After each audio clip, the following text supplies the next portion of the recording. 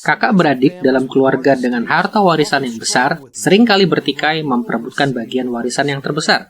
Ketika tiba saatnya harta keluarga diwariskan ke generasi berikut, kakak beradik yang semula saling mengasihi pun bisa menjadi sangat bermusuhan. Sehingga hanya Allah yang dapat membangun kembali tali kasih mereka. Kitab Kejadian mengajarkan bahwa hal inilah yang terjadi dalam keluarga leluhur Israel, yaitu Yusuf dan saudara-saudaranya.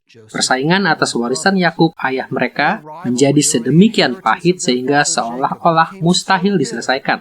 Namun akan kita lihat dalam pelajaran ini, bagaimana Allah mendamaikan Yusuf dengan saudara-saudaranya dan membangun kembali tali kasih mereka. Penyelesaian ini menjadi pedoman arah bagi relasi antara kedua belah suku Israel sepanjang Perjanjian Lama dan masih mengarahkan relasi-relasi antara sesama pengikut Kristus sampai hari ini. Bagian pelajaran Pentatukh ini khusus berfokus pada bagian kitab Kejadian yang mengisahkan tentang Yusuf dan saudara-saudaranya. Kita akan meneliti Kejadian pasal 37 ayat 2 sampai pasal 50 ayat 26, yaitu kisah tentang relasi bermasalah antara Yusuf dengan kakak-kakaknya. Sebelum mulai, sebaiknya mari kita melihat kembali isi pokok kitab Kejadian. Telah kita lihat bahwa kitab Kejadian dibagi dalam 3 bagian utama. Setiap bagian dirancang untuk menyampaikan hal-hal tertentu kepada pembaca asli tulisan Musa. Bagian pertama mengisahkan sejarah purba dalam Kejadian pasal 1 ayat 1 sampai pasal 11 ayat 9. Di sini Musa menunjukkan kepada orang Israel bahwa panggilan mereka ke tanah Kanaan telah ditetapkan dalam apa yang telah Allah lakukan sejak awal sejarah dunia. Bagian kedua mencatat sejarah para bapa leluhur mula-mula dalam Kejadian pasal 11 ayat 10 sampai pasal 37 ayat 1. Di sini Musa menunjukkan bagaimana kehidupan Abraham, Ishak, dan Yakub melatar belakangi hal-hal yang dihadapi oleh bangsa Israel dalam perjalanan ke tanah perjanjian. Dan bagian ketiga adalah sejarah para bapa leluhur yang kemudian di dalam Kejadian pasal 37 ayat 2 sampai pasal 50 ayat 26 yang mengisahkan tentang Yusuf dan saudara-saudaranya. Pelajaran kita akan berfokus pada bagian terakhir dari kitab Kejadian ini. Di bagian ini, Musa bertujuan memberikan beberapa pelajaran bagi pembaca aslinya. Dengan garis besarnya, kisah Yusuf dan saudara-saudaranya mengajarkan suku-suku Israel bagaimana hidup bersama dengan rukun menjelang penaklukan dan pendudukan tanah perjanjian. Pelajaran tentang Yusuf dan saudara-saudaranya akan dibagi menjadi 2 bagian utama. Pertama, kita akan mempelajari struktur dan isi pasal-pasal ini, dan bagaimana isi ini bekerja sama dengan pola sastra. Kedua, kita akan melihat sejumlah tema utama yang Musa tekankan bagi suku-suku Israel, dan bagaimana aplikasi tema-tema ini dalam dunia Kristen modern. Mari kita melihat struktur dan isi bagian kitab ini. Setiap orang yang mengenal kisah Yusuf tahu bahwa kisah ini melibatkan banyak tokoh, latar belakang budaya yang berbeda, dan sejumlah persekongkolan rumit. Ciri-ciri ini begitu kompleks, sehingga bisa membuat orang sibuk dengan detail-detailnya dan lupa memperhatikan keseluruhan struktur sastra yang mengikatnya. Padahal, penting sekali untuk memperhatikan bagaimana struktur dan isi pasal-pasal ini bekerja bersama, karena kisah Yusuf dan saudara-saudaranya adalah satu kesatuan drama. Catatan Musa dalam Kejadian pasal 37 ayat 2 sampai pasal 50 ayat 26 membentuk drama 5 babak yang saling terintegrasi. Masalah awal kisah ini dalam Kejadian pasal 37 ayat 2 sampai ayat 36 menggambarkan ketidakharmonisan para leluhur atas kemungkinan Yusuf akan berkuasa. Babak kedua, ketegangan meningkat di dalam pasal 38 ayat 1 sampai pasal 41 ayat 57. yang berfokus pada ancaman pemerintahan Yusuf, bangkitnya Yusuf menjadi penguasa di Mesir. Babak ketiga dalam pasal 42 ayat 1 sampai pasal 47 ayat 12 adalah titik balik dari drama ini, yang menceritakan rekonsiliasi para bapa leluhur dan reuni mereka di Mesir. Babak keempat, ketegangan mereda dalam pasal 47 ayat 13 sampai ayat 27, yang menceritakan kebaikan pemerintahan Yusuf di Mesir. Dan babak final drama ini dalam pasal 47 ayat 28 sampai pasal 50 ayat 26, yang menceritakan kerukunan para bapa leluhur di bawah pemerintahan Yusuf. Akhir-akhir ini, sejumlah penafsir berusaha menunjukkan bahwa pasal-pasal dalam kitab Kejadian ini membentuk suatu kiasmus konsentris yang luas. Kiasmus adalah suatu struktur sastra yang bagian tengahnya diapit di depan dan di belakang oleh bagian-bagian yang saling paralel dan saling mengimbangi. Usaha ini seringkali terlalu dipaksakan, namun ini memang menunjuk kepada suatu simetri dramatis skala besar yang membantu kita memahami kisah Yusuf dan saudara-saudaranya secara keseluruhan. Tidak sulit untuk melihat bahwa garis besar cerita dimulai dengan ketidakrukunan para bapa leluhur dan diakhiri dengan kerukunan mereka. Tegangan yang meningkat oleh ancaman pemerintahan Yusuf di Mesir diimbangi oleh ketegangan yang mereda oleh kebaikan pemerintahan Yusuf di Mesir. Dan titik balik atau engselnya, transisi dari ketidakrukunan dan ancaman menuju kebaikan dan kerukunan adalah rekonsiliasi dan reuni yang terjadi di Mesir. Kita akan meninjau episode-episode ini sesuai urutan yang ditampilkan Musa. Memahami dasar simetri dramatis ini akan menolong kita meneliti sejumlah detail dalam kisah Yusuf dan saudara-saudaranya. Catatan kisah ini memiliki lebih banyak kemajemukan sastra dibandingkan bagian-bagian lain dari kitab Kejadian. Di sini kita mendapati daftar panjang tokoh-tokoh dan banyak dari mereka digambarkan sebagai sosok-sosok tiga dimensi yang berubah-ubah. Adegan-adegan dilukiskan secara tajam, serta ironi, humor, dan tragedi silih berganti.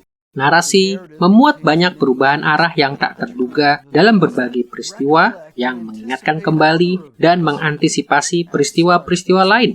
Bagian kitab Kejadian ini mendorong umat Israel, pembaca aslinya, untuk merenungkan jauh lebih banyak hal daripada yang dapat kita telusuri dalam pelajaran ini.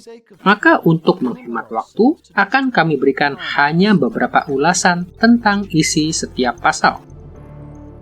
Musa mengawali narasinya dalam Kejadian pasal 37 ayat 2 sampai ayat 36 dengan masalah awal, yaitu ketidakrukunan para bapa leluhur mengenai kekuasaan Yusuf di masa depan. Pasal pembukaan ini terdiri dari dua bagian yang menunjukkan bahwa ketidakrukunan dalam keluarga Yusuf semakin parah. Bagian pertama, pasal 37 ayat 2-11 mengisahkan bagaimana Yusuf membuat saudara-saudaranya semakin jengkel. Bagian kedua, ayat 12-36 mengisahkan bagaimana mereka menjual Yusuf sebagai budak. Mari kita lihat bagaimana Yusuf membuat jengkel saudara-saudaranya.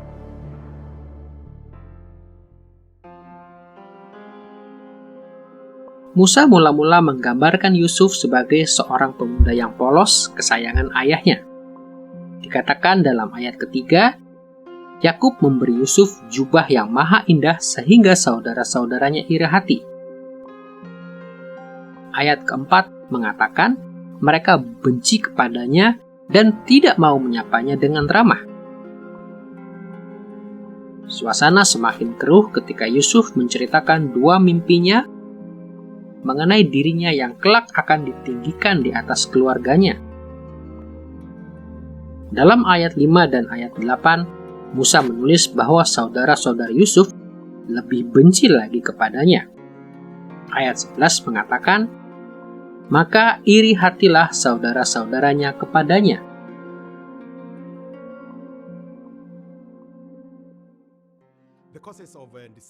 Penyebab ketidakrukunan Yusuf dengan saudara-saudaranya saya bisa menunjuk dua hal. Pertama, ayahnya membuatkan jubah yang maha indah baginya, dan saudara-saudaranya melihatnya dan berkata, "Wah, kurasa aku harus memiliki jubah itu." Kita melihat ketidakrukunan dalam masyarakat kita karena ada orang yang kehidupannya lebih baik dan orang-orang lain mempertanyakan, "Mengapa aku tidak seperti orang itu?" Bahkan di gereja pun hal ini terjadi. Kita melihat seseorang yang sakit-sakitan dan orang lain sehat. Dan kita bertanya-tanya, mengapa kita tidak sehat? Jadi, memberikan yang terbaik kepada Yusuf yang tidak dimiliki oleh yang lain menimbulkan ketidakrukunan. Kedua adalah kerusakan natur manusia. Saudara-saudari Yusuf iri hati karena adik mereka mempunyai jubah yang lebih indah daripada jubah mereka. Ada benih iri hati di dalam diri kita semua. Bukan hanya dalam saudara-saudari Yusuf, tetapi di dalam diri kita semua. Namun sebagai orang Kristen, kita dipanggil untuk mengenali iri hati dan tahu bahwa ini adalah dosa dan kita dapat menghentikannya. Setelah mengisahkan ketidakrukunan yang timbul ketika Yusuf membuat jengkel saudara-saudaranya, Musa beralih ke bagian kedua, pasal 37 ayat 12-36. Berisi narasi singkat yang menjelaskan bagaimana mereka menjual Yusuf sebagai budak. Di sini kita melihat saudara-saudaranya menangkap Yusuf, menanggalkan jubahnya yang maha indah dan bermaksud membunuhnya. Ruben, saudara tertua, berniat menolong Yusuf melarikan diri, namun gagal. Akhirnya, Yehudalah yang membujuk saudara-saudara lain agar menjual Yusuf sebagai budak ketimbang membunuhnya. Episode ini diakhiri dengan laporan bohong mereka yang menyedihkan kepada Yakub bahwa Yusuf telah dimangsa binatang buas. Mereka membawa jubah Yusuf yang berlumuran darah kepada Yakub, dan Yakub pun sangat berduka. Dua episode ini merupakan pendahuluan dari masalah yang menentukan arah cerita Yusuf dan saudara-saudaranya. Inilah awal ketidakrukunan tragis di antara para bapa leluhur suku-suku Israel.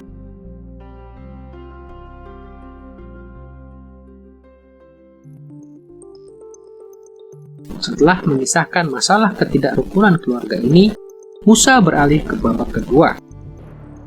Dalam pasal 38 ayat 1 sampai pasal 41 ayat 57, Musa mengisahkan lahirnya pemerintahan Yusuf.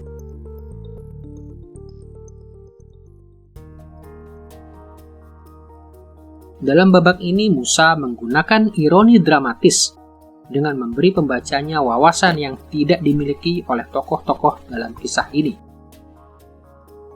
Pertama, saudara-saudara Yusuf yang diwakili oleh Yehuda di sini, yang tinggal di Kanaan, tampaknya yakin bahwa mereka telah mencegah Yusuf meraih superioritas atas mereka. Namun, tanpa diketahui tokoh-tokoh lain itu, kekuasaan Yusuf nun jauh di Mesir semakin besar.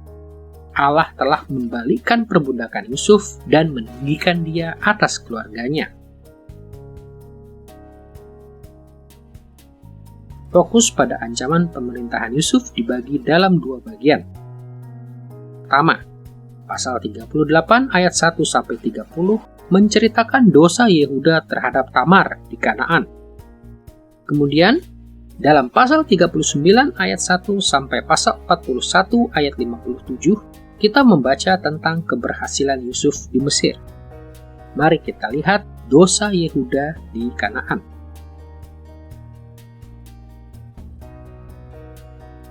Yehuda menjadi tokoh utama dalam pasal ini, karena dialah yang mencegah saudara-saudaranya membunuh Yusuf dalam episode sebelumnya, dan bukan Ruben.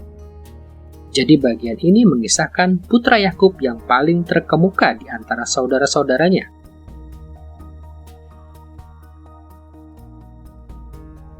Episode dosa Yehuda dimulai dalam pasal 38 ayat 1-5 dengan catatan kelahiran anak-anaknya.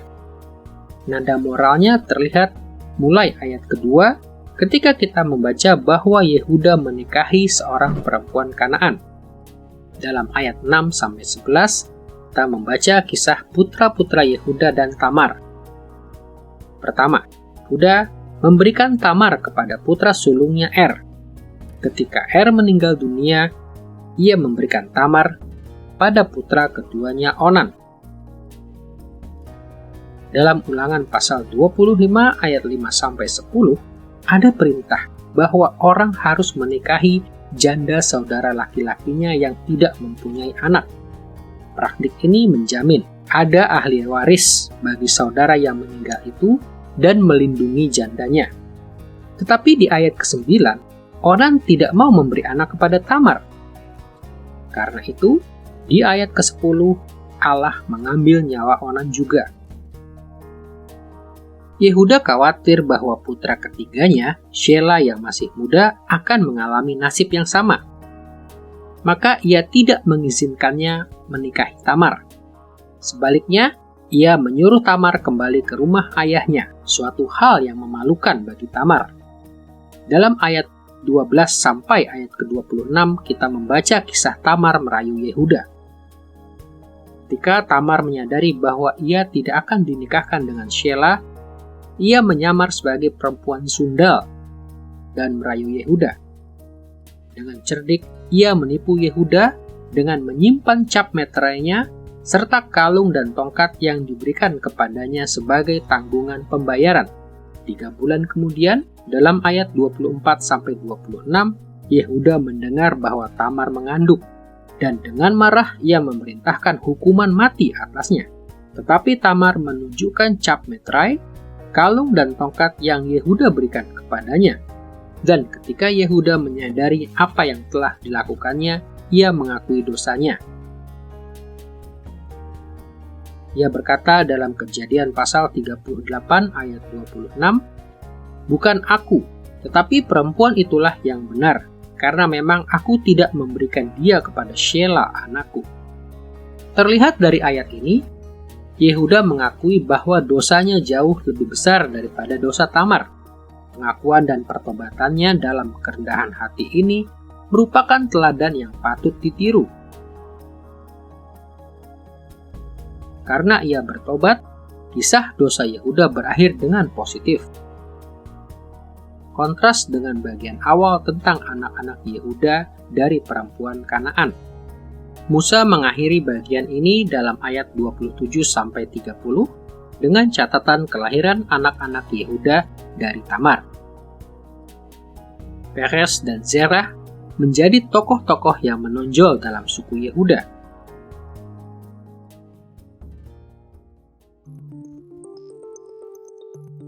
Sekarang, marilah kita beranjak ke bagian kedua yang berkaitan dengan ancaman pemerintahan Yusuf. Bagian ini dalam kitab Kejadian pasal 39 ayat 1 sampai pasal 41 ayat 57 merupakan kisah panjang dari keberhasilan Yusuf di Mesir. Bagian ini dibagi menjadi 3 bagian utama.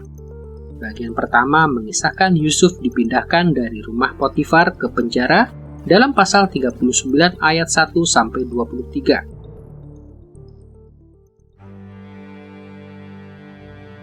Setelah Yusuf tiba di Mesir, ia segera menjadi kesayangan Potifar dan berkuasa atas isi rumahnya. Tetapi istri Potifar berusaha merayunya. Ketika gagal, ia menuduh Yusuf berlaku tidak senonoh. Meskipun Yusuf menolak rayuannya, Potifar mempercayai tuduhan palsu istrinya. Ia menjebloskan Yusuf ke penjara Firaun, dan di sana Yusuf segera menjadi orang kepercayaan kepala penjara.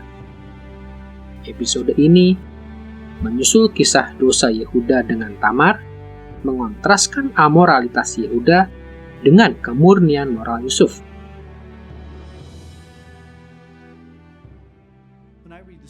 Ketika membaca kisah Yehuda dan Tamar, Saya merasa seolah-olah saya perlu memindahkan kisah ini ke tempat lain.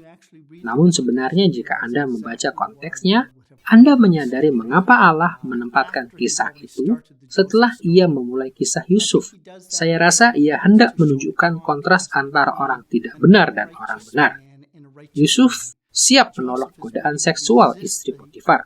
Yehuda dengan sukarela melakukan persundalan, bahkan mungkin persundalan ibadah. Jadi Anda melihat kontrasnya dan kenyataannya.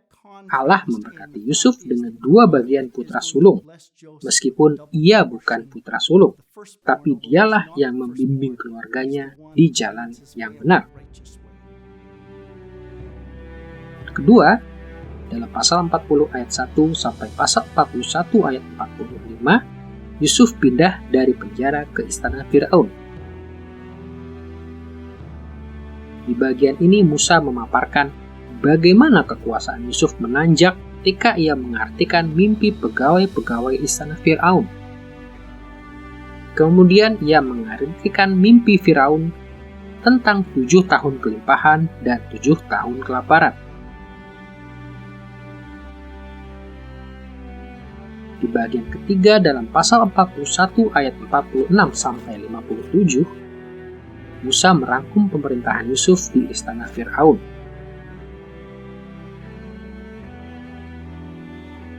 Ia mencatat beberapa cara Yusuf melaksanakan otoritasnya di Mesir sebagai orang kedua di bawah Firaun.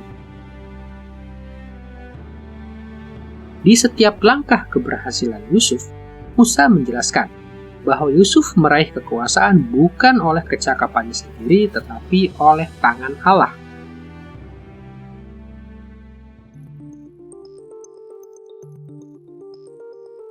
Setelah kita telusuri ketidakrukunan para bapa leluhur karena Yusuf dan ancaman kekuasaan Yusuf di Mesir, kini kita akan beranjak ke titik balik utama, yaitu rekonsiliasi dan reuni keluarga di Mesir yang dicatat dalam kitab Kejadian pasal 42 ayat 1 sampai pasal 47 ayat 12. Narasi rekonsiliasi dan reuni terdiri dari 3 perjalanan keluarga Yusuf dari Kanaan ke Mesir. Ketiga perjalanan ini saling berkaitan. Perjalanan pertama terdapat dalam Kejadian pasal 42 ayat 1 sampai 38. Perjalanan kedua dalam pasal 43 ayat 1 sampai pasal 45 ayat 28. Dan perjalanan ketiga dalam pasal 46 ayat 1 sampai pasal 47 ayat 12. Marilah kita lihat perjalanan pertama.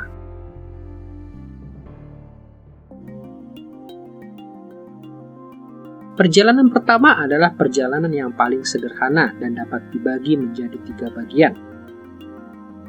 Pertama, dalam pasal 42 ayat 1 sampai 5, saudara-saudara Yusuf pergi ke Mesir karena bencana kelaparan yang hebat.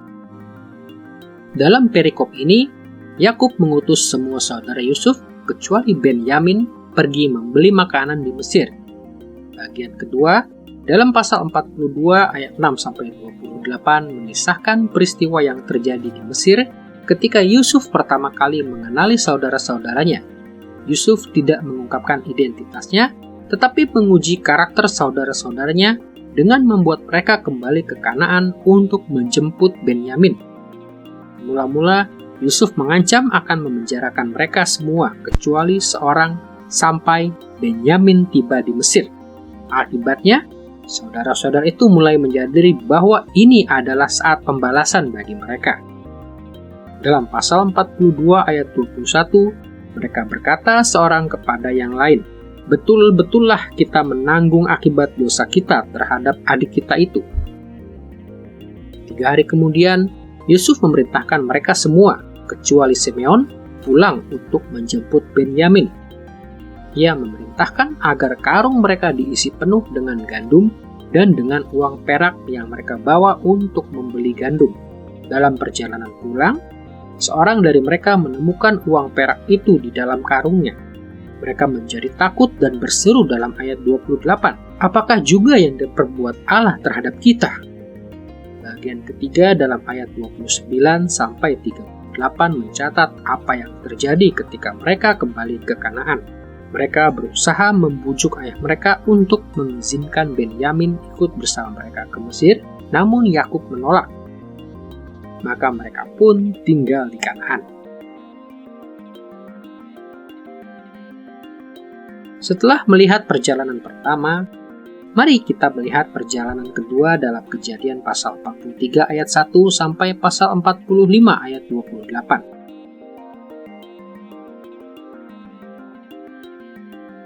Meskipun lebih kompleks daripada perjalanan pertama, perjalanan ini juga dibagi dalam 3 bagian. Bagian pertama dalam pasal 43 ayat 1 sampai 14 menceritakan sebelum mereka berangkat ke Mesir. Setelah persediaan makanan habis, Yakub akhirnya mengizinkan Benyamin pergi bersama saudara-saudaranya ke Mesir. Bagian kedua dalam pasal 43 ayat 15 sampai pasal 45 ayat 24 adalah narasi panjang peristiwa-peristiwa di Mesir.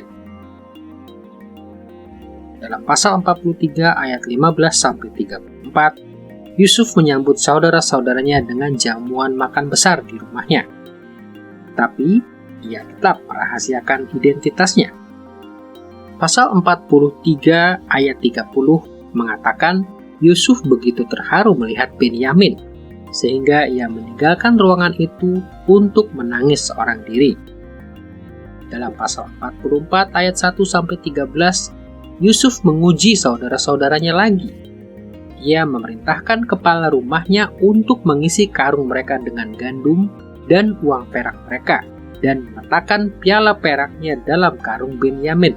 Kemudian, Yusuf menyuruh mereka pulang ke Kanaan. Tetapi atas perintah Yusuf, kepala rumahnya mengejar mereka. Maka, kedapatanlah piala itu di dalam karung Benyamin, dan semua saudara itu kembali ke rumah Yusuf. Dalam ayat 14-34, Yehuda memohon belas kasihan Yusuf dan mengaku dalam ayat 16 bahwa Allah telah memperlihatkan kesalahan hamba-hambamu ini. Kemudian, ia menawarkan untuk tinggal di Mesir sebagai ganti Benyamin. Yusuf tergerak oleh permohonan Yehuda. Dan dalam pasal 45 ayat 1-15, Yusuf akhirnya mengungkapkan identitasnya kepada saudara-saudaranya. Pasal 45 ayat 2 mengatakan, menangislah ia keras-keras sehingga kedengaran kepada orang Mesir dan kepada seisi istana Fir'aun. Yusuf menjelaskan di ayat ke-7 bahwa Allah mengirim dia ke Mesir untuk menjamin kelanjutan keturunanmu di bumi ini dan untuk memelihara hidupmu, sehingga sebagian besar daripadamu tertolong.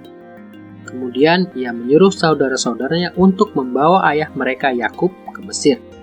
Babak ini diakhiri dalam ayat 14-15 dengan adegan mengharukan ketika Yusuf dan Benyamin saling berpelukan sambil menangis, dan Yusuf mencium semua saudaranya dan bercakap-cakap dengan mereka. Bagian tengah kisah Yusuf adalah rekonsiliasi Yusuf dengan saudara-saudaranya. Ia telah pergi ke Mesir, kemudian terjadi masa sulit, saudara-saudaranya datang mencari makanan karena bencana kelaparan. Tapi di tengah hal itu, khususnya di pasal 45, kita melihat gambaran indah ini. Benar-benar indah. Salah satu bagian paling dramatis dan emosional dari seluruh kitab Kejadian, yaitu ketika Yusuf dan saudara-saudaranya akhirnya berdamai. Mereka berpelukan dan menangis begitu keras, sehingga orang-orang Mesir menjadi heran. Ini gambaran yang indah, karena sebelumnya mereka tidak rukun, tetapi saat itu mereka bersatu sepenuhnya. Dan penyatuan itu terjadi karena mula-mula Yusuf menguji saudara-saudaranya dan mendapati bahwa mereka telah berubah. Mereka tidak seperti dahulu ketika berniat membunuhnya, ketika mereka mendustai ayah mereka, dan sebagainya. Mereka sudah berubah, dan beberapa dari mereka, seperti Yehuda terutama, menonjol sebagai orang yang telah berubah. Rekonsiliasi terjadi karena kenyataan bahwa saudara-saudara ini telah berubah, dan Yusuf pun telah berubah. Ia bukan lagi pemuda gegabah yang sangat membanggakan mimpi-mimpinya dan hal-hal semacam itu, dan menjadi orang yang berbelas kasihan dalam posisinya yang berkuasa. Ketika Anda melihat perubahan yang terjadi dalam pasal-pasal ini, adegan ketika mereka menangis dan berpelukan, ini sangat berarti dan pasti melekat erat dalam benak umat Israel di zaman Musa.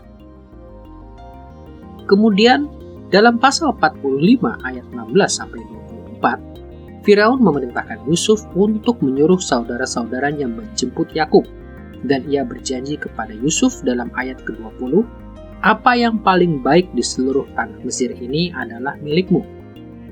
Yusuf setuju dan menasihati saudara-saudaranya agar tetap menjaga kerukunan yang baru mereka raih. Di dalam ayat ke-24, janganlah berbantah-bantah di jalan. Di bagian terakhir perjalanan kedua, dalam pasal 45 ayat 25-28, saudara-saudara itu kembali ke Kanaan dan menceritakan kepada Yakub apa yang terjadi di Mesir. Dan Yakub setuju untuk pergi ke Mesir bersama mereka. Setelah melihat rekonsiliasi dan reuni para bapa leluhur dalam perjalanan pertama dan kedua, kini kita melihat perjalanan ketiga dalam Kejadian pasal 46 ayat 1 sampai pasal 47 ayat 12. Perjalanan ketiga dibagi dalam dua bagian utama. Pertama, pasal 46 ayat 1 sampai 27 mencatat perjalanan saudara-saudara Yusuf ke Mesir lagi, tapi kali ini bersama Yakub. Dalam ayat 1-7, kita membaca rencana perjalanan dan jaminan Allah bahwa Yakub akan diberkati di Mesir. Catatan perjalanan diakhiri dalam pasal 46 ayat 8-27 dengan daftar putra-putra dan cucu-cucu Yakub yang pergi ke Mesir.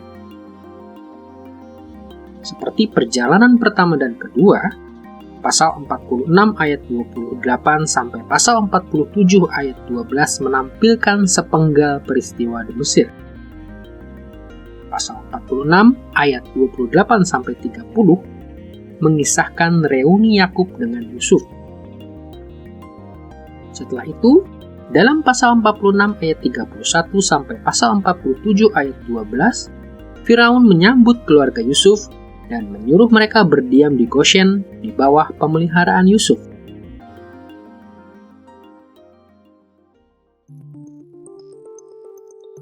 Setelah menulis tentang rekonsiliasi dan reuni para bapa leluhur, Musa beralih ke babak keempat ceritanya. Ketegangan mereda.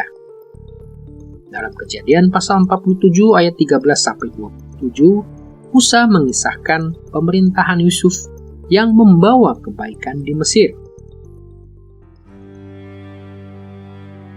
Dalam pasal 47 ayat 13-26, kita membaca bencana kelaparan semakin parah. Yusuf mengusahakan makanan tersedia di seluruh Mesir dan Kanaan. Dan ia memperkokoh kekuasaan Firaun dengan membeli ternak dan tanah orang-orang Mesir dan Kanaan untuk memberi mereka makan. Tak terhitung banyaknya nyawa yang diselamatkannya. Di akhir kisah ini, dalam Kejadian pasal 47 ayat 27, Musa mencatat bagaimana pemerintahan Yusuf menguntungkan Yakub dan anak-anaknya. Maka diamlah Israel di tanah Mesir, di tanah Goshen, dan mereka menjadi penduduk di situ. Mereka beranak cucu dan sangat bertambah banyak.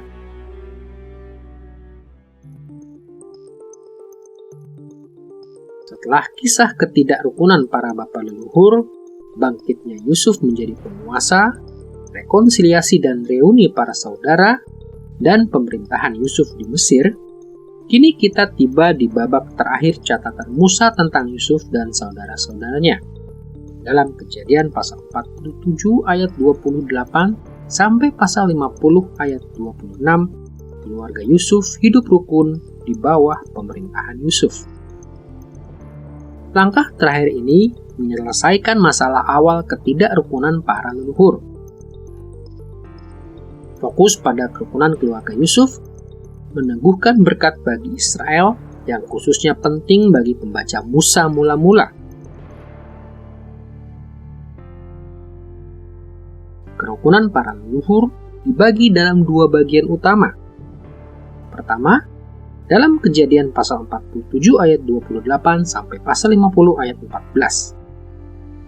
Musa mengisahkan pesan Yakub di hari-hari terakhir hidupnya kepada keluarganya. Kemudian, dalam Kejadian pasal 50 ayat 15 sampai 26, kita melihat permintaan Yusuf yang terakhir kepada keluarganya. Mari kita lihat pesan Yakub terlebih dahulu.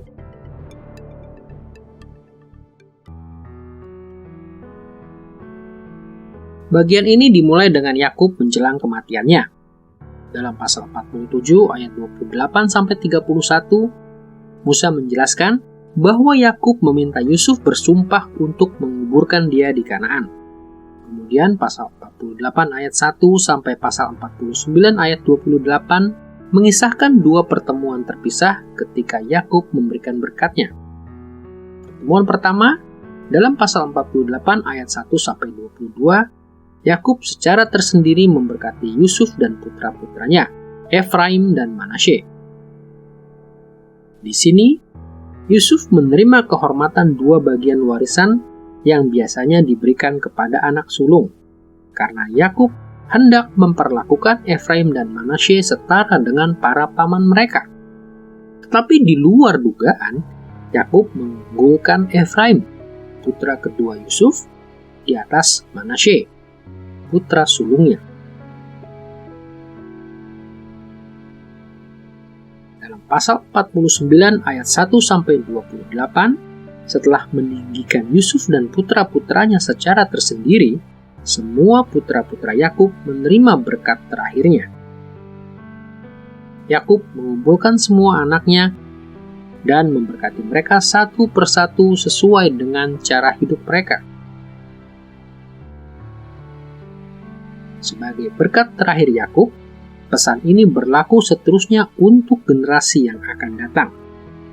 Bagian ini diakhiri dalam Kejadian pasal 49 ayat 29 sampai pasal 50 ayat 14 dengan kematian dan penguburan Yakub. Dalam ayat-ayat ini, Yusuf melaksanakan permintaan ayahnya agar dikuburkan di Kanaan. Kemudian, Yusuf kembali ke Mesir.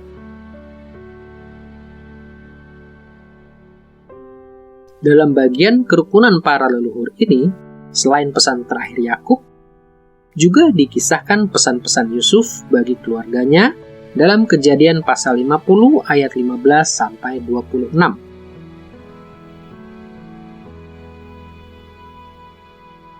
Perikop ini dibagi dalam dua catatan singkat.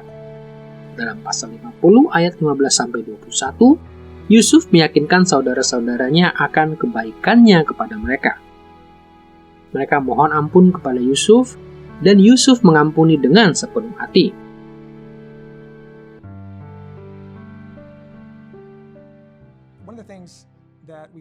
Salah satu hal yang kita lihat dalam kisah Yusuf adalah kuasa pengampunan.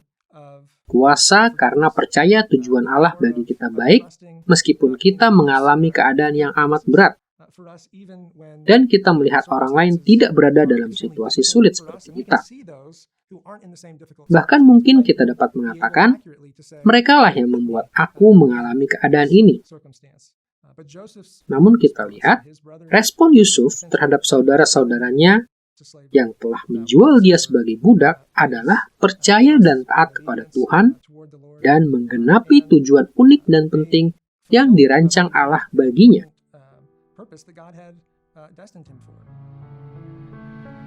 Dalam Kejadian pasal 50 ayat 19 sampai 21, Yusuf berkata, "Janganlah takut, sebab aku inikah pengganti Allah. Memang kamu telah mereka-rekakan yang jahat terhadap aku, tetapi Allah telah mereka-rekakannya untuk kebaikan dengan maksud melakukan seperti yang terjadi sekarang ini, yakni memelihara hidup suatu bangsa yang besar. Jadi janganlah takut, aku akan menanggung makanmu dan makan anak-anakmu juga." Menurut kisah Yusuf dan saudara-saudaranya, diakhiri dengan Kejadian pasal 50 ayat 22-26. Yusuf meminta mereka bersumpah, dan dalam Kejadian pasal 50 ayat 25, Yusuf menyuruh anak-anak Israel bersumpah, katanya, "Tentu Allah akan memperhatikan kamu. Pada waktu itu, kamu harus membawa tulang-tulangku dari sini."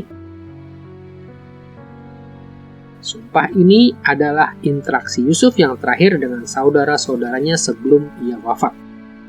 Saudara-saudaranya berjanji mewakili keturunan mereka bahwa waktu Allah membawa Israel keluar dari Mesir, mereka akan menghormati Yusuf dengan membawa serta tulang-tulangnya untuk dikuburkan di tanah perjanjian.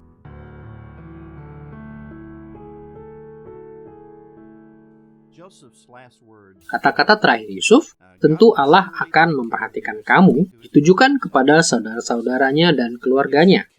Pada waktu itu, kamu harus membawa tulang-tulangku dari sini. Sebagai penguasa Mesir, kemungkinan besar setelah Yusuf wafat, jenazahnya dirempah-rempahi, diletakkan dalam peti mati batu.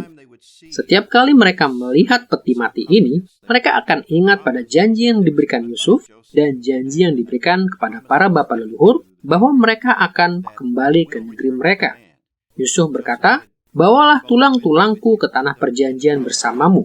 Di sini Yusuf memegang janji Allah. Jadi ketika bangsa Yahudi meninggalkan Mesir, Musa membawa serta tulang-tulang Yusuf. Selama 40 tahun, ini menjadi lambang sebagai pengingat janji agung yang Allah berikan kepada Israel untuk masuk ke tanah perjanjian. Akhirnya, tulang-tulang itu dikuburkan di Sikem, dan prinsipnya di sini sederhana sekali. Janji Allah lebih nyata dari semua hal dalam kehidupan. Allah menepati janji-janjinya. Dalam pelajaran tentang Yusuf dan saudara-saudaranya, kita telah menyelidiki struktur dan isi tulisan Musa. Kini kita akan beralih ke topik utama kedua dari pelajaran kita, yaitu tema-tema utama dari pasal-pasal ini.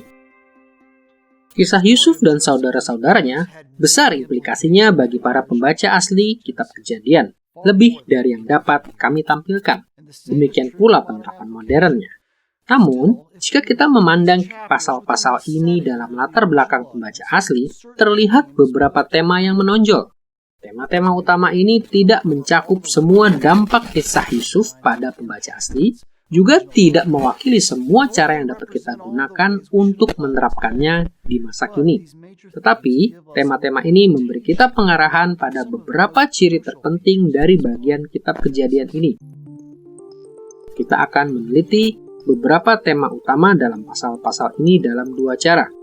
Pertama, kita akan menguraikan bagaimana kita menelusuri beberapa penekanan yang serupa yang terlihat dalam kisah Yusuf dan juga dalam kisah Abraham, Ishak, dan Yakub.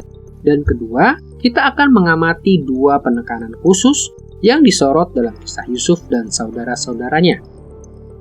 Mari kita lihat dulu beberapa penekanan yang sama.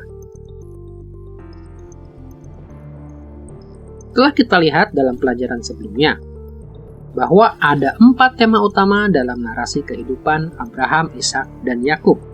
Topik ini juga muncul dalam kisah Yusuf dan saudara-saudaranya, yaitu penekanan atas anugerah Allah bagi Israel, tuntutan kesetiaan Israel kepada Allah, berkat Allah bagi Israel, dan berkat Allah melalui Israel kepada bangsa-bangsa lain. Mari kita memikirkan bagaimana menelusuri tema anugerah Allah bagi Israel di bagian Alkitab ini.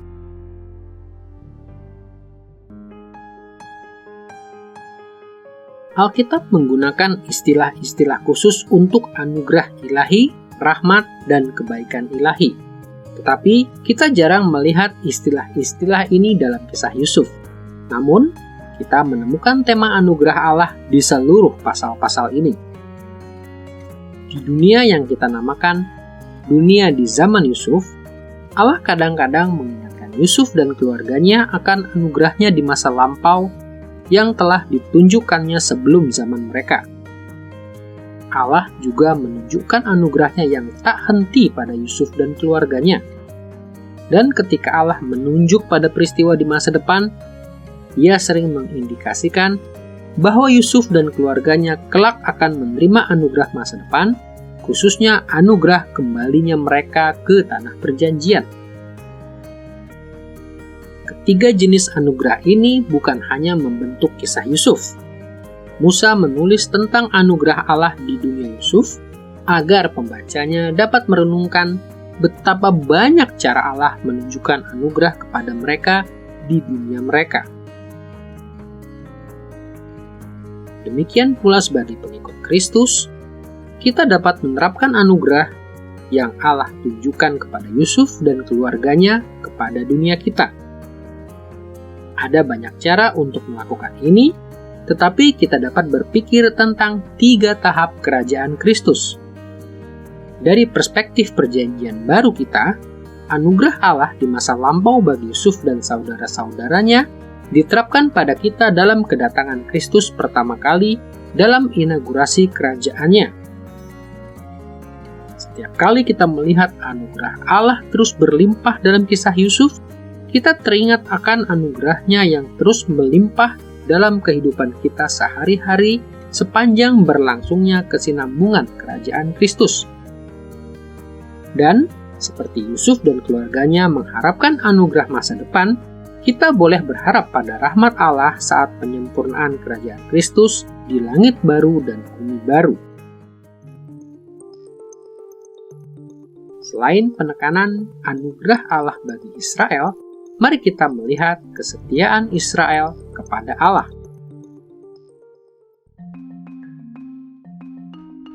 Salah satu ciri paling unik dari narasi Musa tentang kisah Yusuf dan saudara-saudaranya ialah bahwa Musa sama sekali tidak mencatat instruksi atau perintah lisan dari Allah. Sebaliknya, Musa mengharapkan umat Israel menilai kesetiaan Yusuf kepada Allah pada masa itu dalam terang hukum Taurat yang ketika itu telah mereka terima.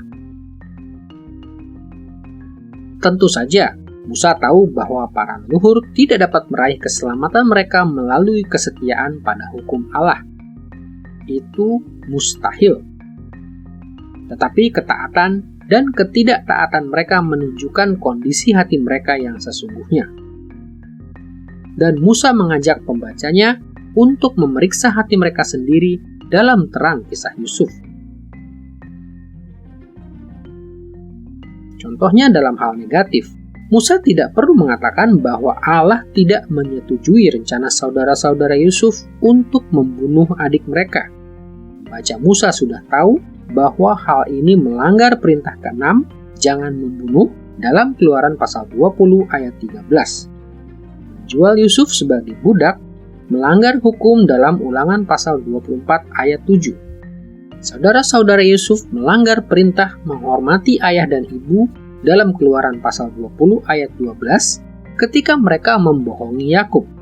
Ketika Yehuda tidur dengan Tamar yang disangkanya adalah perempuan sundal, ia melanggar perintah jangan berzina dalam Keluaran pasal 20 ayat 14 dan hukum-hukum lain seperti Imamat pasal 19 ayat 29. Tapi dalam hal positif, Musa juga mengandalkan pengetahuan pembacanya tentang hukum Allah untuk mengidentifikasi ketika Yusuf dan saudara-saudaranya setia kepada Allah. Contohnya, Yusuf mentaati perintah ke-7 dan ke-10 dalam Keluaran pasal 20 ayat 14 dan ayat 17 ketika ia menunjukkan moral yang baik dengan menolak rayuan istri Potifar. Dalam Kejadian pasal 46 ayat 29-34, Yusuf dan saudara-saudaranya menghormati ayah mereka sesuai perintah kelima dalam Keluaran pasal 20 ayat 12. Pertobatan dan kerendahan hati saudara-saudara itu di hadapan Yusuf mencerminkan perintah dalam Imamat pasal 5 ayat 5. Kebaikan dan kemurahan hati Yusuf kepada saudara-saudaranya sesuai dengan Imamat pasal 19 ayat 18. Jadi kita lihat bahwa ketika menggambarkan kesetiaan dan ketidaksetiaan dalam kisah Yusuf, Musa mengingatkan pembaca aslinya akan kesetiaan dan ketidaksetiaan mereka sendiri. Bagi orang Kristen modern, setidaknya ada 3 cara utama untuk menanggapi kesetiaan dan ketidaksetiaan kepada Allah dalam kisah Yusuf. Pertama, kita harus membandingkan contoh-contoh ini kepada ketaatan sempurna Yesus kepada Allah, khususnya dalam inaugurasi kerajaannya. Kedua, kita harus siap menerapkan prinsip moral kisah Yusuf dalam kehidupan kita sehari-hari selama berlangsungnya kerajaan Kristus. Dan terakhir, tuntutan kesetiaan dalam kisah Yusuf seharusnya mengingatkan kita pada apa yang akan terjadi saat kedatangan Kristus kembali dalam penyempurnaan kerajaannya. Pada waktu itu, semua orang beriman pada Kristus akan dibenarkan sepenuhnya dan ditransformasi menjadi hamba-hamba Allah yang taat sempurna di langit baru dan bumi baru.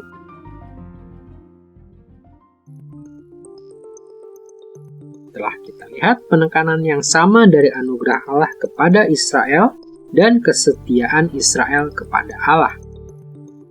Penekanan ketiga dalam kisah Yusuf dan juga dalam riwayat para leluhur adalah tema berkat Allah bagi Israel. Dalam dunia itu, dunia Yusuf dan saudara-saudaranya, Allah kadang-kadang mencurahkan berkat-Nya meskipun mereka tidak setia, dan terkadang sebagai tanggapan atas kesetiaan mereka. Musa menuliskan tema berkat Allah kepada umat-Nya di dunia itu agar para pembaca aslinya menyadari betapa banyak cara Allah telah memberkati mereka di dunia mereka, baik di waktu mereka tidak setia maupun sebagai tanggapan atas kesetiaan mereka. Dengan cara yang sama, berkat Allah dalam kisah Yusuf dan saudara-saudaranya diterapkan pada dunia kita di masa kini. Kadang-kadang meskipun kita tidak setia, dan kadang-kadang sebagai tanggapan atas kesetiaan kita. Kita menemukan keterkaitan antara kisah Yusuf dan kehidupan kita dengan menyadari berkat yang Allah curahkan atas umat-Nya dalam inaugurasi kerajaan Kristus. Kita juga menyadari bagaimana Allah memberkati kita sekarang dalam kelanjutan kerajaan Kristus, dan kita menantikan berkat-Nya saat penyempurnaan kerajaan Kristus.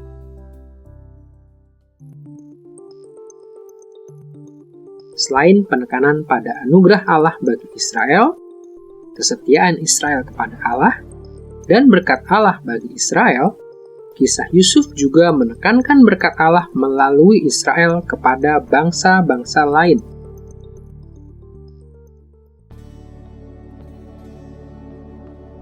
Kejadian pasal 12 ayat 3, pasal 22 ayat 18, dan pasal 26 ayat 4 mengatakan bahwa Allah memberkati Israel dan memerintahkan Abraham dan keturunannya untuk memperluas kerajaannya dan berkat-berkat-Nya kepada semua bangsa.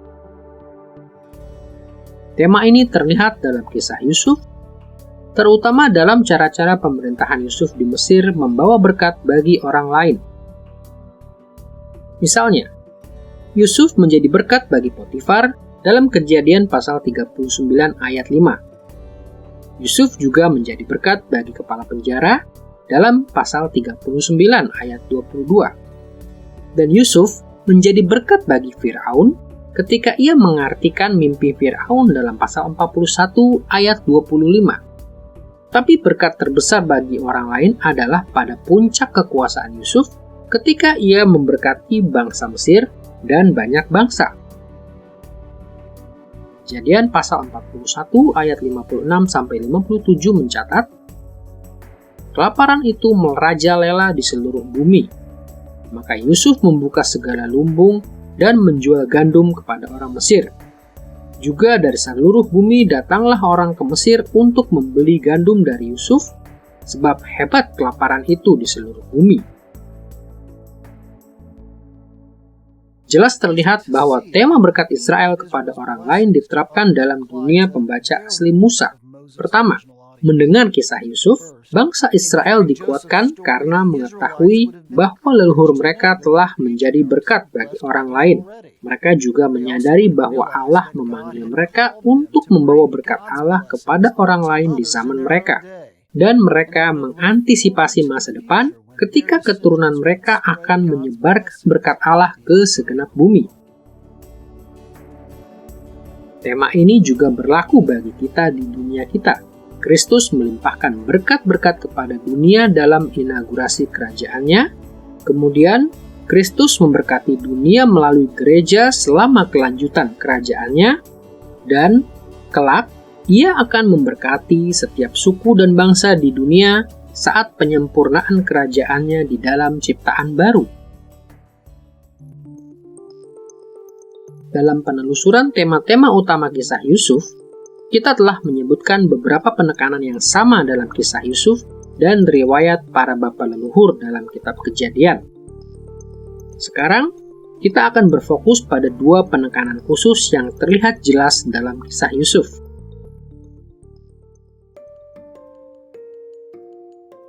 Di awal pelajaran ini telah kita katakan bahwa kisah Yusuf dan saudara-saudaranya mengajarkan kepada suku-suku Israel bagaimana hidup bersama dengan rukun menjelang penaklukan dan pendudukan tanah perjanjian.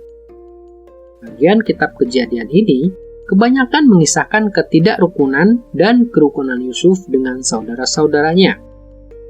Dan mereka adalah bapa-bapa kedua belas suku Israel. Jadi interaksi ini berkaitan langsung dengan interaksi di antara suku-suku Israel di zaman Musa.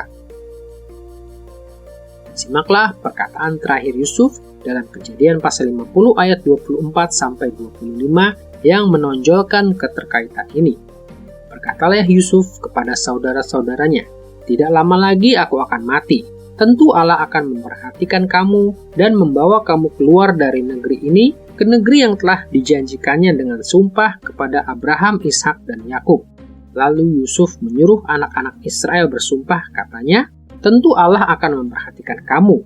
Dan waktu itu, kamu harus membawa tulang-tulangku dari sini." Perikop ini jelas menunjukkan keterkaitan antara dunia Yusuf dan dunia pendengar asli Musa. Musa mengakhiri kisah Yusuf dan saudara-saudaranya dengan antisipasi eksplisit Yusuf mengenai hal yang akan terjadi dalam kehidupan para pembaca asli kitab Kejadian, masuknya mereka ke tanah perjanjian. Ada banyak cara untuk merangkum implikasi keterkaitan antara perkataan terakhir Yusuf dan pengalaman para pembaca asli ini. Tetapi untuk tujuan kita hanya akan melihat dua penekanan khusus. Pertama, kita melihat bagaimana kisah Yusuf dan saudara-saudaranya dimaksudkan untuk membangkitkan kesatuan bangsa di antara suku-suku Israel di zaman Musa. Dan kedua, kita akan melihat bagaimana perkataan Yusuf mengakui keanekaragaman bangsa yang Allah tetapkan di tengah suku-suku Israel. Mari kita lihat tema persatuan bangsa. Untuk melihat pentingnya tema persatuan bangsa, kita perlu ingat bahwa kisah Yusuf dan keluarganya menyimpang dari pola yang sering terulang dalam kitab Kejadian. Kita menyebut pola ini suksesi eksklusif. Artinya, anugerah khusus Allah diwariskan melalui satu tokoh utama atau bapa leluhur.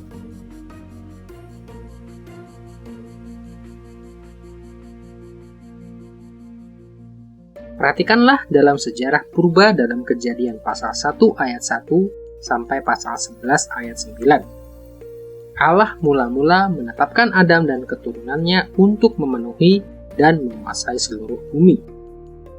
Mereka harus memperluas kerajaan Allah yang mulia ke seluruh bumi. Namun karena dosa, janji ini diturunkan secara eksklusif kepada Set dan tidak kepada Kain.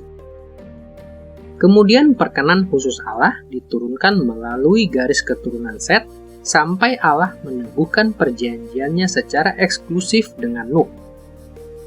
Nuh mempunyai 3 orang putra, Sem, Ham, dan Yafet. Tapi janji-janji Allah diturunkan secara eksklusif melalui garis keturunan Sem. Dan pada akhir sejarah purba, Abraham, keturunan Sem, adalah pewaris eksklusif janji-janji Allah. Riwayat para bapa leluhur mula-mula dalam Kejadian pasal 11 ayat 10 sampai pasal 37 ayat 1 melanjutkan pola suksesi eksklusif. Janji-janji Abraham diwariskan hanya kepada Ishak dan tidak kepada Ismail dan putra-putra Abraham yang lain. Dan janji-janji Allah kepada Ishak diwariskan secara eksklusif kepada Yakub dan tidak kepada Esau. Pola suksesi eksklusif yang begitu penting dalam 36 pasal pertama kitab Kejadian tiba-tiba berakhir dalam kisah Yusuf dan saudara-saudaranya. Di bagian ini, Musa menekankan suksesi inklusif. Ia percaya bahwa perkenan khusus Allah diwariskan dari Yakub kepada ke-12 putranya, bukan hanya satu putra. Ketika Yakub wafat, semua putranya dan keturunan mereka, yaitu 12 suku Israel, berbagi warisan Yakub di tanah perjanjian. Dan pembagian inklusif warisan Yakub kepada semua putranya ini memanggil bangsa Israel, pembaca Musa, kepada persatuan bangsa.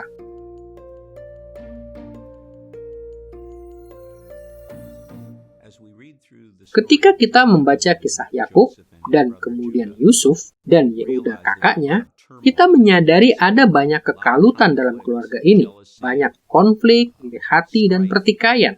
Allah tidak menghendaki komunitas perjanjiannya hidup dalam cara ini. Jadi saya rasa kisah ini menjadi paradigma bagaimana Allah bekerja dalam komunitas perjanjian untuk membawa persatuan, seperti Yusuf dan Yehuda pada akhirnya bersatu. Tidak ada lagi konflik di antara mereka. Ini adalah teladan yang baik bagi semua bangsa Israel kelak, dengan Yusuf dan Yehuda sebagai dua suku utama. Ini menjadi teladan yang indah dari persatuan yang Allah ingin lihat dan upayakan dalam komunitas perjanjian. Telah kita lihat bahwa kisah Yusuf dan saudara-saudaranya dimulai dengan ketidakrukunan yang disebabkan oleh dosa-dosa mereka. Namun kisah ini diakhiri dengan kerukunan mereka. Narasi Musa menjelaskan kepada semua pembacanya bahwa Allah memanggil suku-suku Israel untuk mengusahakan persatuan bangsa. Kisah Yusuf menunjukkan bahwa seluruh Israel mendapat bagian dalam tanah perjanjian yang Allah telah berikan kepada Abraham, Ishak, dan Yakub. Maka tidak heran jika Musa membicarakan persatuan suku-suku Israel di ayat-ayat lain. Contohnya dalam Keluaran pasal 19 ayat 8. Musa menekankan bahwa seluruh bangsa Israel sepakat dengan suara bulat untuk mengikat perjanjian dengan Allah di Gunung Sinai. Dalam Bilangan pasal 32 dan Yosua pasal 1 ayat 12-18, baik Musa maupun Yosua menegaskan bahwa suku-suku itu harus bersama-sama berperang di tanah Kanaan sebelum mereka memisahkan diri. Musa juga mengumpulkan semua suku untuk pembaruan perjanjian dalam Ulangan pasal 29 ayat 2. Persatuan bangsa Israel juga terus ditekankan oleh penulis-penulis perjanjian lama sesudah Musa dan Yosua. Terlepas dari kelemahan-kelemahan Daud dan Salomo, zaman kesatuan kerajaan dianggap sebagai zaman keemasan Israel. Pembagian negara menjadi kerajaan utara dan kerajaan selatan jauh dari gambaran ideal Allah bagi umatnya. Di kemudian hari, nabi-nabi Israel menjanjikan bahwa suku-suku itu akan dipersatukan setelah pembuangan. Dan kitab-kitab seperti Tawarikh mengharuskan wakil-wakil dari setiap suku untuk mendiami tanah perjanjian setelah pembuangan. Penekanan Musa atas persatuan antara ke-12 bapa leluhur di dunia Yusuf dan saudara-saudaranya mendorong persatuan bangsa di antara suku-suku Israel di dunia mereka. Penekanan ini juga menunjuk kepada salah satu cara penerapan kisah Yusuf dan saudara-saudaranya dalam dunia modern kita. Sama seperti suku-suku Israel berbagi warisan yang sama, semua pengikut Kristus dimanapun di dunia ini berbagi warisan yang sama dalam Kristus. Yesus menetapkan kesatuan ini dalam inaugurasi kerajaannya. Kita harus mengembangkan persatuan ini di sepanjang kelanjutan kerajaan Kristus, dan kelak kita akan bersukacita dalam persatuan sempurna dan kerukunan antar umat Allah pada penyempurnaan kerajaan Kristus. Simaklah perkataan Paulus dalam Efesus pasal 4 ayat 3-6 berikut. Berusahalah memelihara kesatuan roh oleh ikatan damai sejahtera, satu tubuh dan satu roh, sebagaimana kamu telah dipanggil kepada satu pengharapan yang terkandung dalam panggilanmu, satu Tuhan, satu iman, satu baptisan, satu Allah dan Bapa dari semua, Allah yang di atas semua dan oleh semua dan di dalam semua. Perhatikanlah logika perikop ini. Paulus menasihati para pengikut Kristus untuk berusaha memelihara kesatuan roh. Seperti warisan yang diterima bersama oleh suku-suku Israel, kita punya begitu banyak warisan yang sama. Satu tubuh, satu Roh Kudus, satu pengharapan, satu Tuhan, satu iman, satu baptisan, satu Allah dan Bapa. Kisah Yusuf dan saudara-saudaranya mendorong para pengikut Kristus di masa kini untuk merenungkan ketidakrukunan yang sering muncul di tengah kita. Kisah ini juga memberikan banyak panduan praktis sementara kita mendedikasikan diri demi persatuan umat Allah di seluruh dunia.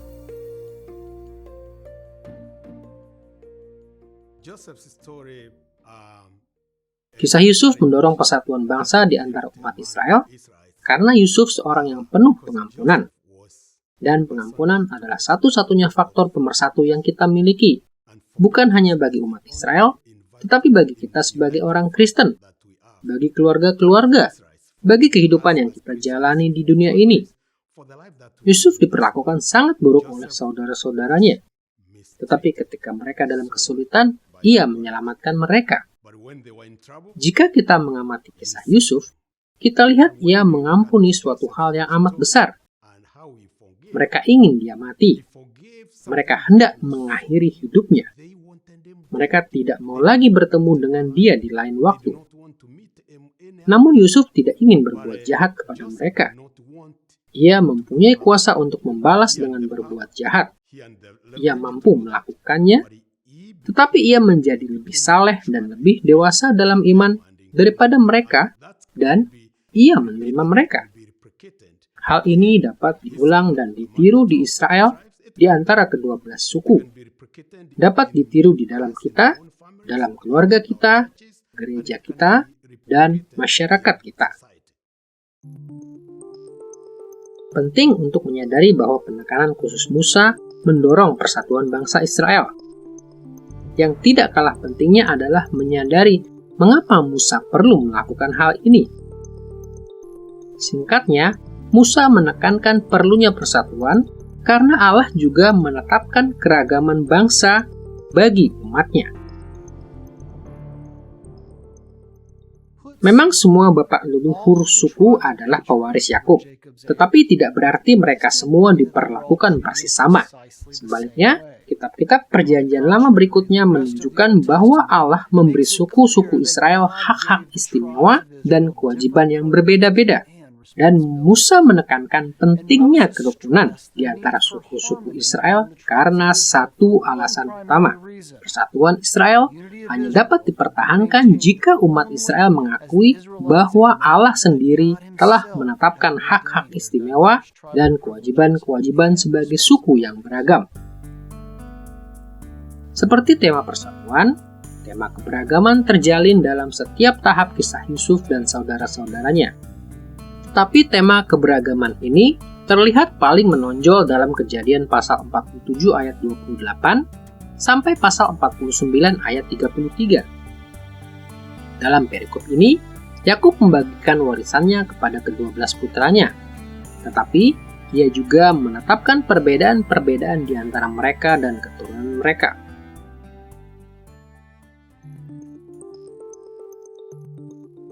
Musa mengusung keberagaman bangsa Israel dengan membuat pembedaan antara semua putra Yakub. Tapi kita hanya akan melihat dua di antaranya, Yehuda dan keturunannya, dan tentu saja Yusuf dan keturunannya. Mari kita lihat lebih dahulu kehormatan yang diberikan kepada Yehuda dan keturunannya. Musa menonjolkan Yehuda beberapa kali dalam pasal-pasal ini untuk meneguhkan keunggulan yang Allah tetapkan bagi Yehuda dan sukunya. Yehuda mula-mula tampil dalam Kejadian pasal 37 ayat 12-36 ketika para saudara itu hendak membunuh Yusuf.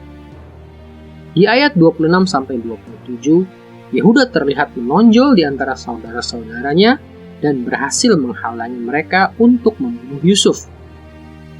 Yehuda menegaskan kerukunan yang seharusnya menjadi ciri saudara-saudara itu dengan mengingatkan mereka dalam ayat ke-27 bahwa Yusuf saudara kita, darah daging kita.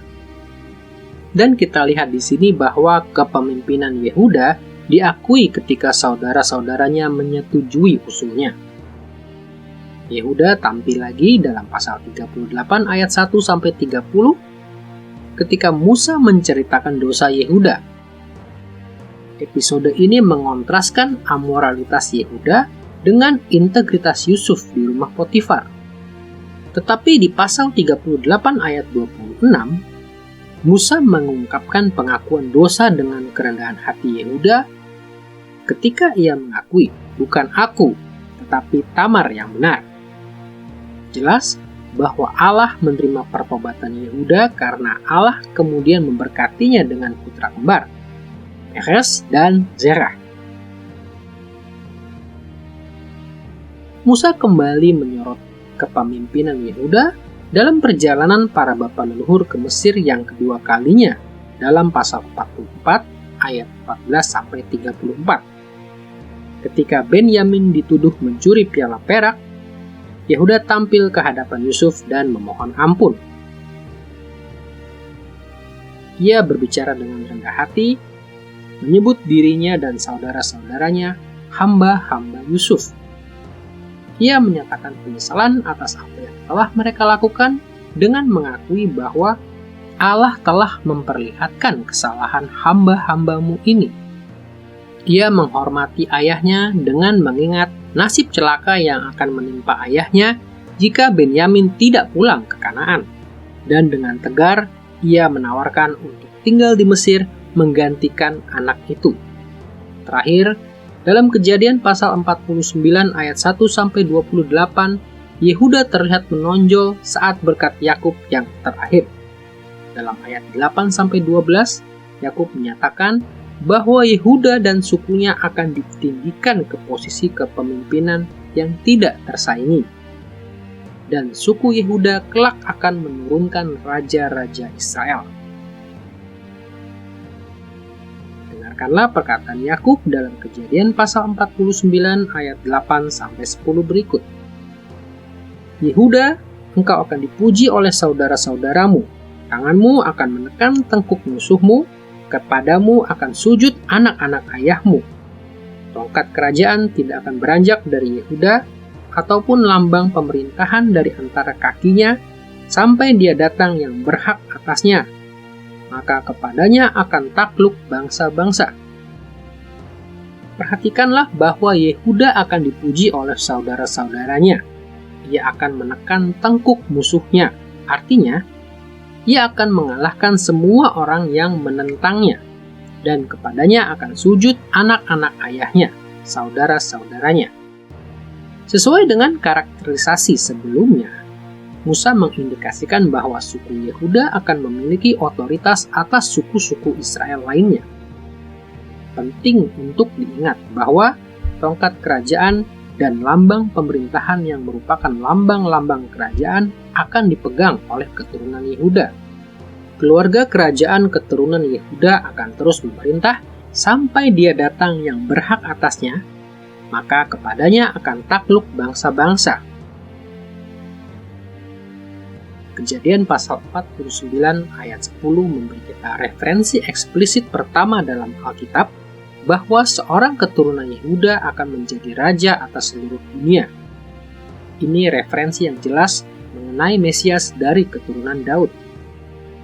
Dan raja masa depan ini akan menggenapi janji dalam Kejadian pasal 12 ayat 3 ketika Allah berfirman kepada Abraham, "Olehmu semua kaum di muka bumi akan mendapat berkat." Melalui raja ini, kerajaan Allah akan mencakup seluruh bumi, dan kepada Raja Agung dari Yehuda ini akan takluk bangsa-bangsa. Tidak sulit untuk mengerti mengapa Musa menekankan peninggian Yehuda di dunia itu bagi pembacanya di dunia mereka. Yehuda bukan putra sulung Yakub, dan dalam keadaan biasa tidak akan begitu terkemuka. Maka ketika Musa menulis tentang Yusuf dan saudara-saudaranya untuk mendorong persatuan bangsa, ia juga mengharapkan mereka untuk memelihara persatuan ini, mengingat kenyataan bahwa Allah telah meninggikan suku Yehuda secara demikian. Ada banyak implikasi dari peninggian Yehuda bagi para pengikut modern Kristus di dunia kita. Tapi intinya ialah fakta bahwa Allah menjanjikan seorang raja tertinggi dari suku Yehuda. Dan janji ini digenapi dalam diri anak Daud yang benar, Yesus, Raja alam semesta. Yesus menerima tahtanya di surga saat inaugurasi kerajaannya. Ia memerintah selama berlangsungnya kerajaannya sampai semua musuhnya ditaklukkan di bawah kakinya. Dan pada penyempurnaan kerajaannya, ia akan memerintah untuk selamanya atas ciptaan baru. Setelah melihat bagaimana Musa menekankan keberagaman bangsa dalam Israel dengan berfokus pada Yehuda dan keturunannya, mari kini kita beralih pada keunggulan Yusuf dan keturunannya yang jelas terlihat di bagian kitab Kejadian ini.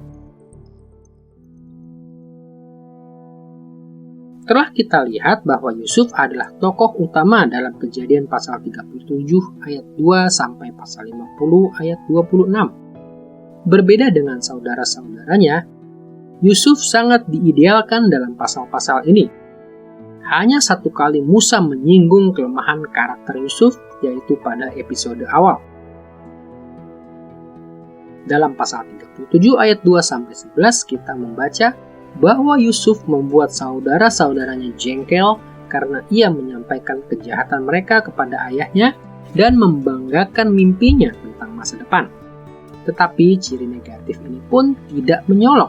Musa memperkecil dampaknya di ayat kedua dengan menyebutkan bahwa Yusuf baru berumur 17 tahun.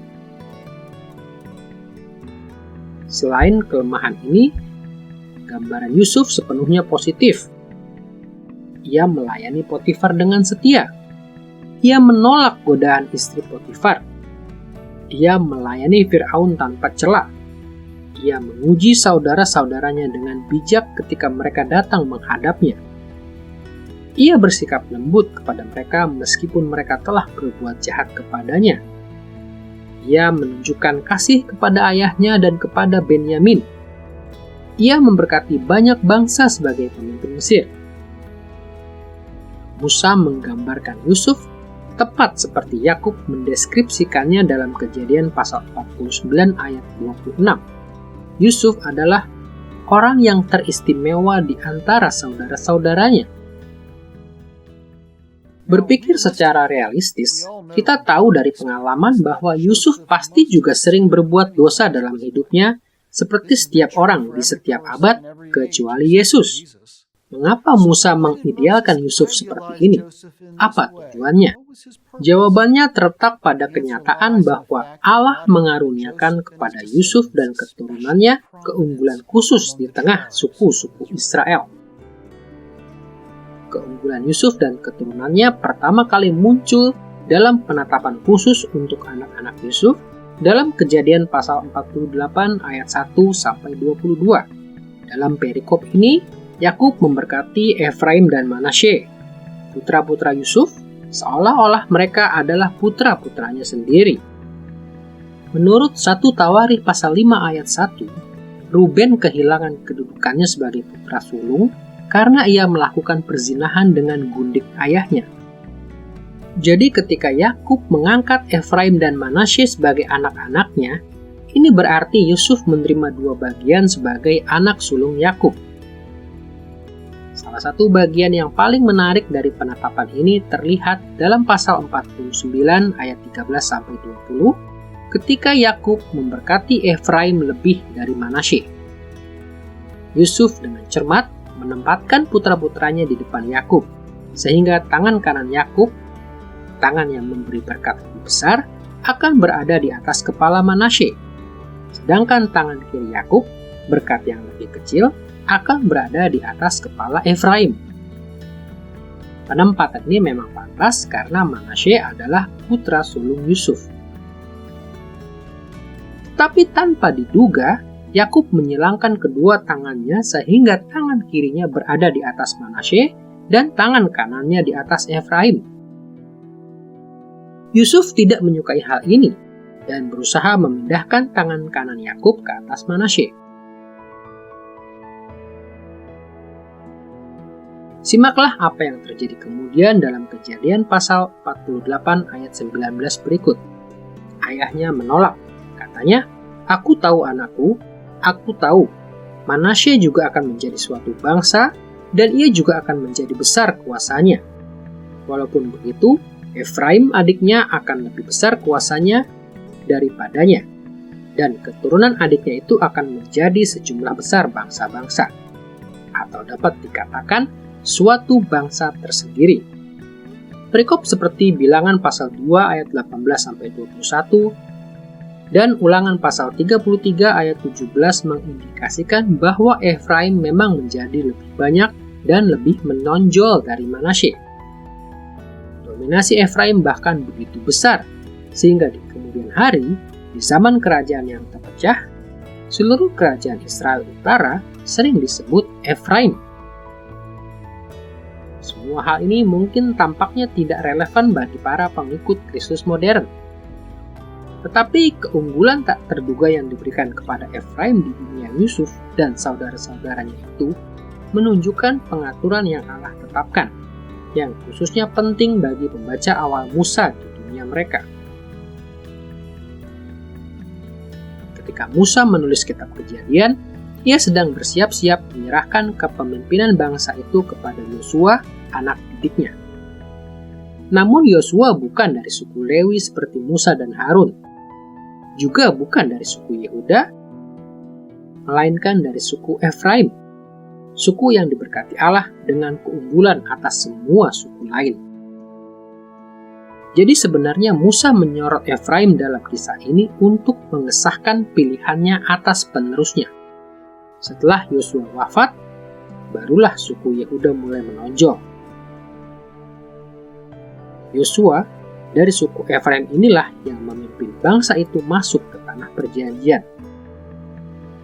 Sebagai pengikut Kristus di zaman modern, dimensi kisah Yusuf dan saudara-saudaranya ini mengajak kita untuk mengakui berbagai berkat dan peranan yang Allah tetapkan di dunia kita. Dalam inaugurasi kerajaannya, Yesus memberkati umatnya dengan beragam karunia sebagai rasul, nabi, pengajar, dan sebagainya. Ia memanggil orang-orang yang berbeda untuk tugas-tugas dan hak-hak istimewa yang berbeda-beda. Kristus meneguhkan keberagaman ini bukan untuk memecah belah umatnya, tetapi untuk mengikat mereka satu dengan yang lain. Dan sepanjang kerajaan Kristus, Roh Kudus melimpahkan karunia-karunia-Nya sesuai kehendaknya. Bahkan saat penyempurnaan kelak, kita akan melihat keberagaman dalam cara Allah menghormati orang-orang yang mengikut Kristus. Dalam menerapkan kisah Yusuf dan saudara-saudaranya pada dunia kita harus mengakui dan menghargai keberagaman yang Allah tetapkan di tengah umatnya di setiap abad. Dalam pelajaran tentang Yusuf dan saudara-saudaranya, kita telah melihat struktur dan isi bagian utama terakhir dari kitab Kejadian. kita telah melihat bagaimana Musa menggunakan pasal-pasal ini untuk menekankan tema-tema utama, termasuk tema yang muncul di bagian awal kitab Kejadian dan penekanan khusus Musa atas pasal-pasal ini terkait persatuan dan keberagaman bangsa Israel. Kisah Yusuf dan saudara-saudaranya menunjukkan betapa sulitnya bagi para bapa leluhur Israel untuk hidup damai satu dengan yang lain. Tapi pada akhirnya Allah meneguhkan ikatan kasih yang langgeng di antara mereka. Kisah tentang ketidakrukunan, rekonsiliasi, dan kerukunan mula-mula ditulis untuk memanggil kedua belas suku Israel kepada pertobatan dan persatuan sebagai umat Allah di zaman mereka. Dan kisah ini juga memanggil kita hari ini untuk melawan perpecahan dan memelihara ikatan kasih di antara kita sebagai pengikut Kristus. Sebagai tubuh Kristus, kita sama-sama menerima bagian dalam Kristus. Dan kisah Yusuf serta saudara-saudaranya memberikan panduan yang sangat kita perlukan untuk membangun persatuan umat Allah di masa kini demi perluasan kerajaannya yang mulia di seluruh dunia.